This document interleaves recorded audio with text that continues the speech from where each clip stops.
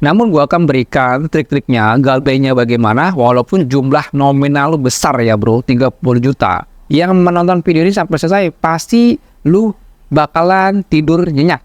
Yang punya galbais di Julo sebesar 30 juta, lu waspada dan hati-hati. Di sini akan gue bongkar rahasia dan resiko kalau lu galbay di pinjol Julo sebanyak 30 juta.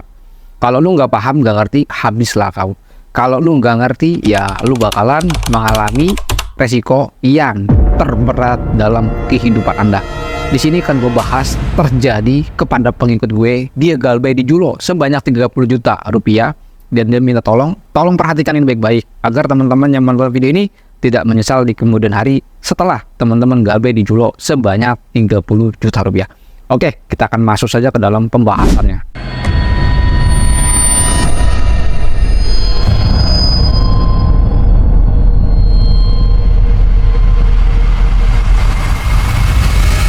Assalamualaikum warahmatullahi wabarakatuh. Kita berjumpa kembali lagi di channel YouTube Plus Pinjol. Pada video kali ini gue akan bahas resiko galbay di pinjol Julo sebanyak 30 juta rupiah. Lu yang belum tahu, tonton sampai selesai agar lu saat galbay di pinjol Julo tidak menyesal di kemudian hari karena lu memiliki jumlah nominal yang sangat besar sekali. Khusus orang-orang yang galbay di pinjol Julo lebih nominalnya di atas 10 juta. Lu tonton video ini sampai selesai karena akan gue berikan trik-triknya, resikonya apa saja. Jadi teman-teman kalau sudah nonton video ini, gue jamin teman-teman berani galbaynya, berani untuk melawan pinjaman online di Indonesia ini. Namun gue sebelum memasuki ke topiknya, jangan lupa lu klik tombol subscribe-nya. Lu punya pertanyaan, lu langsung ketikkan dalam komentar. Insya Allah nanti akan gue jawab melalui video ini. Oke, pembahasan yang pertama adalah lu bisa baca komentar di sini. Ini dari subscriber gue, dia komentar seperti ini di dalam YouTube gue. Konten pinjol uang mi dong kak, saya galbay 30 juta. Jadi ada pengikut gue, dia tuh galbay 30 juta dan sampai saat ini dia tuh takut sekali, khawatir sekali karena jumlah total tagihan dia di Julo sebanyak 30 juta rupiah. Dia sangat takut sekali karena jumlahnya sangat besar sekali. Lalu bagaimana dengan desa lapangannya bang? Apakah dia akan memprioritaskan nasabah-nasabah yang galbay cukup besar dalam jumlah nominal utangnya? Tolong perhatikan, gue juga akan bahas tentang desa lapangan, gue juga akan bahas tentang trik-trik galbaynya dan lain sebagainya. Pahami baik-baik. Julo pinjaman online, dia terdaftar di OJK. Dia masuk golongannya fintech lending, P2P lending. Dia legal, berizin OJK. Apakah dia masuk SLIK? Tentu dia akan tentu pinjol Julo akan masuk SLIK karena dia sudah ada filternya. Yang selanjutnya, kalau untuk Julo, desa lapangannya bagaimana bang? Nanti akan gue bahas tentang desa lapangannya di akhir video. Namun gue akan berikan trik-triknya, galbaynya bagaimana walaupun jumlah nominal lu besar ya bro, 30 juta. Yang menonton video ini sampai selesai pasti lu bakalan tidur nyenyak karena lu sudah mendapatkan edukasinya, motivasinya di dalam channel YouTube Plus Pinjol. Jadi kalau lu galbay di pinjol, berapapun jumlah nominal lu, mau 300.000, mau 1 juta, mau 10 juta, mau 5 juta, mau 2 digit, penagihannya sama aja bro, resikonya sama aja bro, tidak ada yang diprioritaskan. Jadi kalau lu galbay di pinjol Julo, kalau nominal lu besar, itu tidak diprioritaskan untuk dalam penagihan. Dan sebaliknya tidak dapat diprioritaskan untuk kunjungan FCL lapangan. Jadi kalau lu galbay di pinjol Julo, berapapun jumlah nominalnya, ya 1 juta, 500, 3 juta, 10 juta, dan bahkan 30 juta, dan bahkan 50 juta, tidak akan dijadikan prioritas. Oke, titik sampai situ paham? Dan selanjutnya, bagaimana nasabah-nasabah yang bisa menjadikan prioritas untuk penagihan?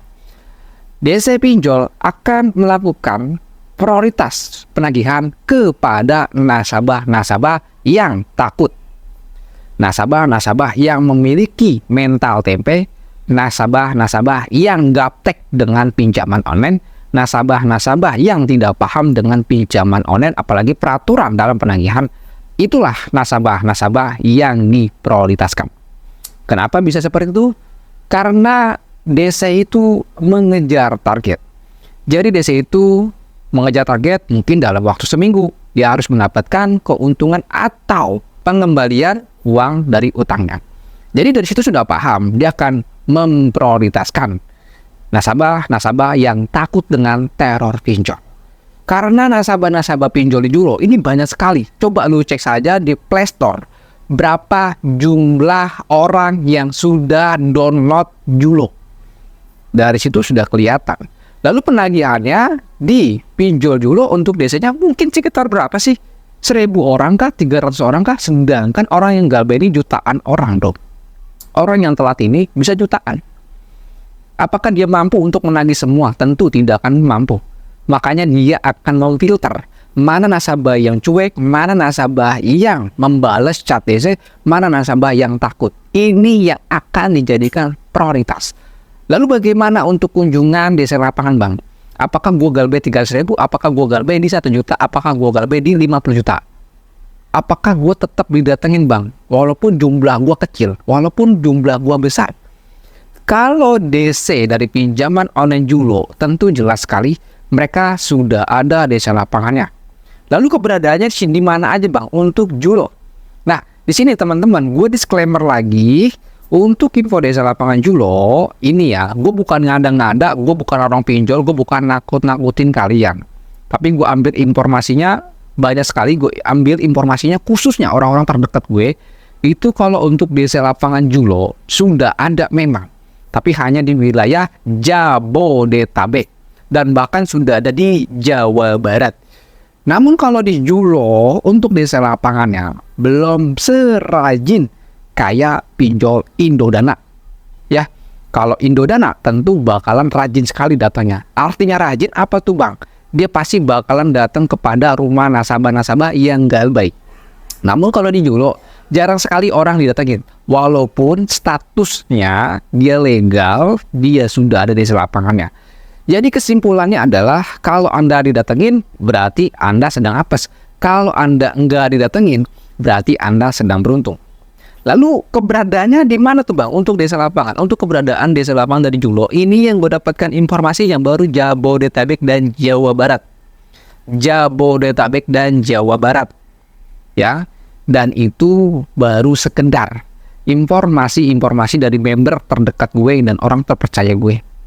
Dan sebenarnya kalau untuk desa lapangan Julo sudah gue publik ya. Tapi teman-teman jangan takut kalau lu dapat informasi nih. Kalau lu memang gak mampu bayar, walaupun ada desa lapangannya, lu tetap konsisten aja bro. Jangan sampai lu karena ada desa lapangan, lu merelahkan gaji lu yang seharusnya buat untuk 1 bulan, malah dialihkan untuk bayar pinjol. Akhirnya teman-teman menimbulkan rasa kurang dalam segi finansial kalian.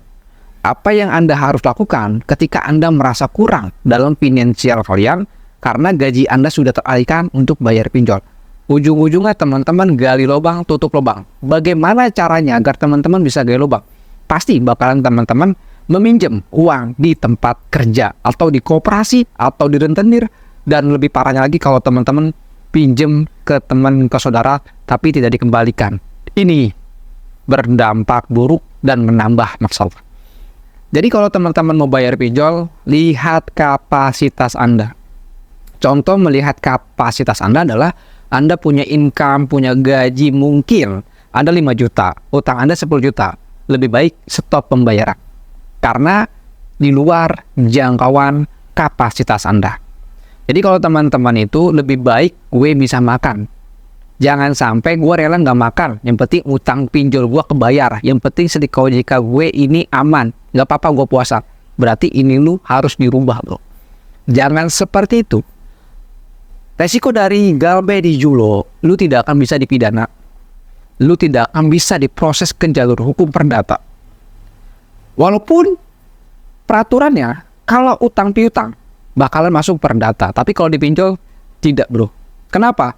Karena kalau teman-teman galbay di Julo atau di pinjaman online legal dimasukkan perdata, tentu pihak pinjol akan membutuhkan biaya besar untuk mengangkat proses ke pengadilan dalam kasus perdata ini. Jadi tidak. Resikonya hanyalah slik OJK saja bro. Ya, resikonya hanya Sliko OJK aja, Anda tidak bisa melakukan pinjaman di perbankan, Anda tidak bisa melakukan pinjaman di pinjaman online. Lebih baik gue di blacklist bang. Kenapa? Agar teman-teman mendapatkan manfaatnya. Apa manfaatnya? Yang pertama-tama teman-teman dipaksakan untuk berhenti bermain riba. Karena kalau Anda masih ngeriba terus, Anda punya pekerjaan hancur dan tidak lancar. Anda punya usaha ini bakalan hancur dan tidak lancar. Coba Anda introspeksi diri deh. Ya, coba Anda flashback. Dalam kondisi Anda punya utang piutang pinjol, lalu Anda punya usaha, Anda punya pekerjaan, itu tidak akan lancar bro. Kenapa? Karena hidup Anda masih diganduli dengan riba. Ya, jadi bagi teman-teman, kalau Galbay di Julo tentu biasanya tidak akan bisa melakukan ya penyandapan isi kontak teman-teman. Tidak akan bisa melakukan penagihan di luar kontak emergensi. Dan untuk desa lapangan, ini masih random ya bro. Jadi teman-teman gak usah takut.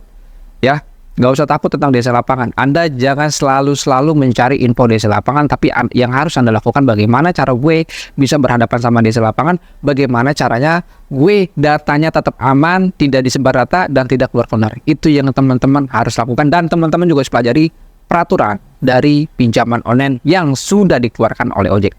Mungkin segitu aja informasinya, nggak terlalu panjang-panjang. Assalamualaikum warahmatullahi wabarakatuh. Salam Galbay.